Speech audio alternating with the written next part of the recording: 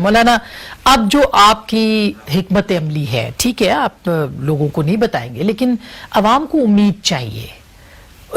عمران خان کا ایک سب سے بڑا پلس پوائنٹ یہ تھا کہ جب وہ اپوزیشن لیڈر تھے تو لوگوں کو امید دیتے تھے، وہ ایک بہترین اپوزیشن تھی، مگر آپ ایک ناکام اپوزیشن کیوں بن رہے ہیں؟ وہ اسٹیبلشمنٹ کی بنائی ہوئی اپوزیشن تھی، اس کو مغربی دنیا کی اور کن کن کی سپورٹ حاصل تھی، اور ان کو میڈیا کی سپورٹ حاصل تھی۔ جب آپ 2000 لوگوں کو 2 لاکھ بنا کر پیش کیا کرتے تھے، جب 3000 کو آپ 3 لاکھ بنا کر پیش کیا کرتے تھے، اور جس کا آج آپ خود رو رہے ہیں۔ آپ کے بڑے بڑے سینئر اینکرز کو میں نے سنا ہے ان کو ڈانٹتے ہوئے کہ تمہارے 1 لاکھ کے جلسے کو میں نے 1000 کے جلسے کو میں نے 1 لاکھ بتایا، تمہاری خالی کرسی کو میں نے بھری کرسی بتایا۔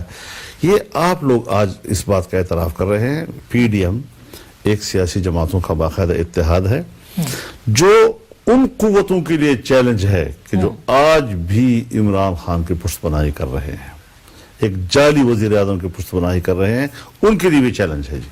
اور ایک بہت بڑا مقصد لے کر اب ظاہر ہے جی کہ تحریکیں جو ہیں وہ ایک ہی دن میں نہیں اٹھا کرتی جی، اور تحریک وقت کے ساتھ ساتھ اٹھتی ہے۔ ہم نے دیکھا کہ ہمارے اجتماعات میں اب تک جو لوگوں کی شرکت کا ہے اس میں اضافے کے اشارات ہیں، اس پہ کسی قسم کی کمی کی بات نہیں ہے۔ اگر 1-2 روز ہم خاموش ہو جاتے ہیں یا اس پہ کسی جلسے میں گیپ آ جاتا ہے، فوراً تبصرے شروع کر دینا، یہ میرے خیال میں تحریک کے مزاج سے ناواقفی کی علامت ہے۔ ایک تسلسل ہے، وہ برقرار ہے، اور انشاءاللہ وہ برقرار رہے گا۔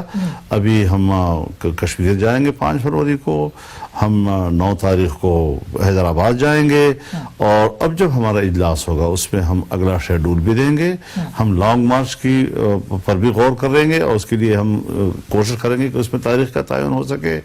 ہم جو ابھی سینٹ کا الیکشن آ رہے ہیں، اس حوالے سے بھی اپنی حکمت عملی پر غور کریں گے۔ مشترکہ پلیٹ فارم سے آپ لڑنے کی تیاری میں دیکھیں گے، کیونکہ انتخابی اتحاد تو نہیں ہے، لیکن تاہم بہتر یہ ہوگا، اور میری رائے یہ ہوگی کم از کم کہ ہم اس میں ایک مشترکہ حکمت عملی کے تحت یہ الیکشن لڑیں۔ آپ سینٹ میں آ سکتے ہیں؟ آپ کے آنے کے امکانات ہیں؟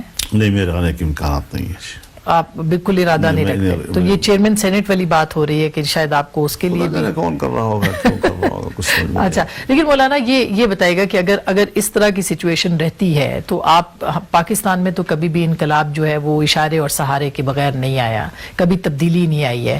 پنجاب سے کہا جا رہا ہے کہ تبدیلی کا آغاز ہو سکتا ہے، اس میں پی ایم ایل این اچھے نمبرز ہیں ان کے پاس، اور باقی کاف لیگ ہے۔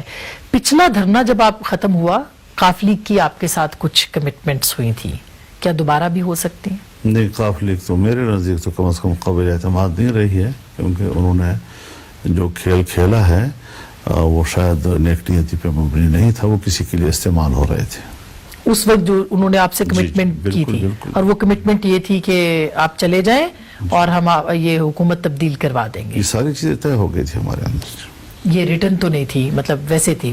تو ظاہر ہے جی کہ ہم تو زبان کے لوگ ہیں، لیکن یہاں مشکل یہ ہے کہ یہ تو ہم نے تو زبان پہ اعتماد کیا، لیکن ہم کچھ ماضی بھی جانتے ہیں۔ جنرل مشرف کے ساتھ تو ہماری باقاعدہ تحریری معاہدہ ہوا تھا، اور وہ تحریری معاہدہ ہم نے میڈیا پہ بیان کرنے کے بجائے خود انہوں نے تقریر کر کے بیان کیا، اور پھر پورا نہیں کیا۔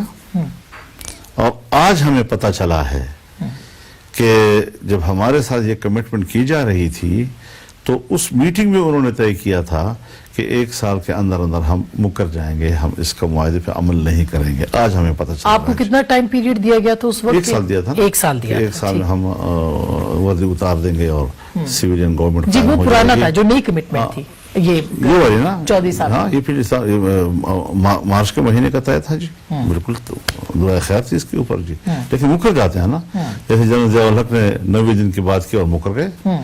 پھر پی این اے کے ساتھ انہوں نے کہا جی آپ ہمارے ساتھ تعاون کریں، انہوں نے تاریخ لے لی باقاعدہ الیکشن کی ان سے جی، اور پی این اے باہر آ گئی، اور جب باہر آ گئے تو مکر گئے، کہتے ہیں قرآن میں الیکشن نہیں ہے، یعنی عجیب سے فلسفے بیان کرنے لگ گیا جی۔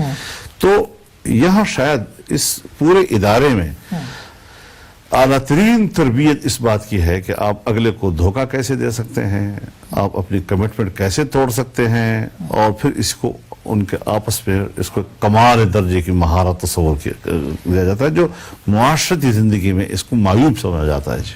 اور ابھی اگر پنجاب سے تبدیلی کا آغاز ہوتا ہے اور چودھری پرویز الہی کینڈیڈیٹ بنتے ہیں، وہ تو اس صورت میں اگر ہم عدم اعتماد کے نظریے پہ اتفاق کر لیں، وہ تو اس صورت میں، اگر اس صورت میں نہیں ہوتا اور وہ اس وقت اتفاق ہوگا جب آپ کو یقین ہو کہ سینٹ والا کام جو ہے وہ پنجاب میں یا وفاق میں نہیں ہوگا۔ اب یقین کا پہلو بہت ہی کمزور ہے، اس پر میں اگر یقین ہو والا لفظ کہہ بھی نہیں سکتا میں اس پہ جی۔ اور اس کے بعد کیا ہوگا اگر یہ نہیں ہوتا؟ تحریک عدم اعتماد، تحریک چلے گی، عوام آئیں گے سڑکوں کے اوپر جی، اور اس ملک میں اگر یہ آرام کے ساتھ نہیں جائیں گے تو پھر ایک بہت بڑے طوفان کے ساتھ جائیں گے۔ تو مولانا وہ تو پھر انارکی بھی پھیل سکتی ہے۔ یہ تو پھر حکومت کی ذمہ داری ہے، عوام کی حکومت نہیں ہے، عوام اس کو اتارنا چاہتے ہیں جی، ہٹ جائیں، نکل جائیں سامنے سے جی۔ جب تک وہ پھر طاقت کے مقابلہ طاقت کے ساتھ ہوگا، پھر عوامی طاقت ہوگی اور ایک ناروا قوت کے ساتھ مقابلہ ہوگا اس کا جی۔ اور وہ اسلام آباد آپ دھرنا دیں گے یا جو بھی لانگ مارچ اسلام آباد کریں بھی گے؟ آئیں گے، جہاں بھی ہم جانا چاہیں جائیں گے، ملک ہمارا ہے، وہ کون ہوتے ہیں ہمیں کہ آپ فلاں جگہ جائیں فلاں جگہ نہ جائیں۔ انشاءاللہ ان کی جو بے چینیاں ہیں وہ صرف بے چینیاں نہیں رہیں گی، ان کی چیخوں میں تبدیل ہو جائیں گی۔ اب اس کے لیے بھی آپ نے کوئی ٹائم پیریڈ تو سوچا ہوگا کہ اگر آپ تحریک عدم اعتماد کی طرف جاتے ہیں تو کتنا وقت لگتا ہے، اور اس کے بعد اگر لانگ مارچ، سینٹ کے الیکشن کے فوراً بعد ہی یہ سارے صورتحال پہ تبدیل ہو جائے گی۔ آپ لانگ مارچ کا بھی فیصلہ کر سکتے ہیں اور ان ہاؤس چینج کا بھی فیصلہ کر سکتے ان ہیں۔ ہاؤس کا پہلو میرے نزدیک کمزور ہے، لیکن دیکھیں جب مشورہ ہوگا تو اس میں ان کے پاس کیا دلائل ہیں، کیا زمینی حقائق ہیں، اس کے بعد ہی